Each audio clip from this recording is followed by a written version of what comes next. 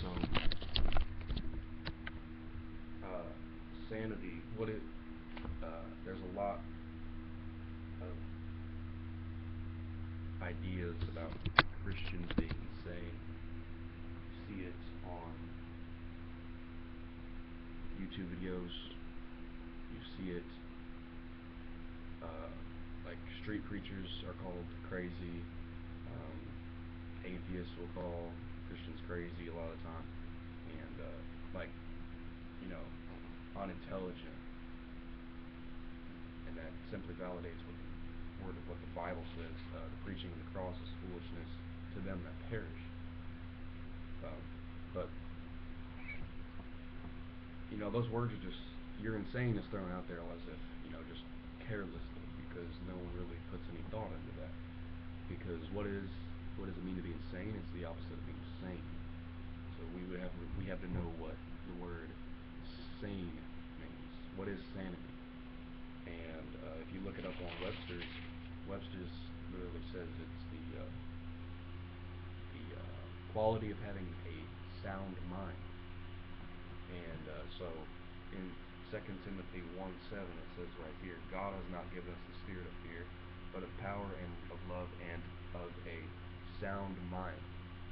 So God has not. So if anyone's crazy, it'd be the ones who's calling Christian crazy, because Christians have God has given Christians spirit. Spirit. He has not given us a spirit of fear, but of power and of love and of sound mind. So,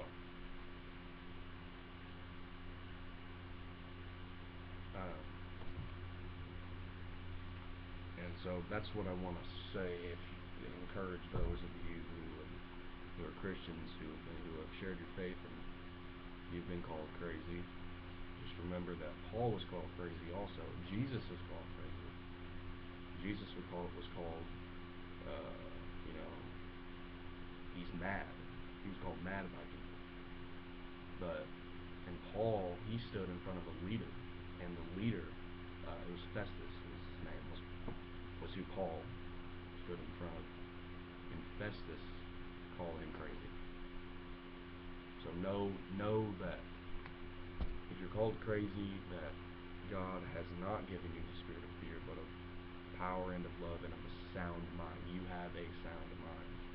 You have the spirit of God. But the message we should be telling people is that they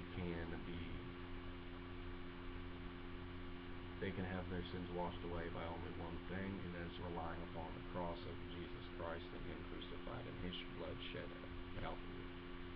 The only way they can be free is by trusting Jesus' blood which was shed at Calvary. So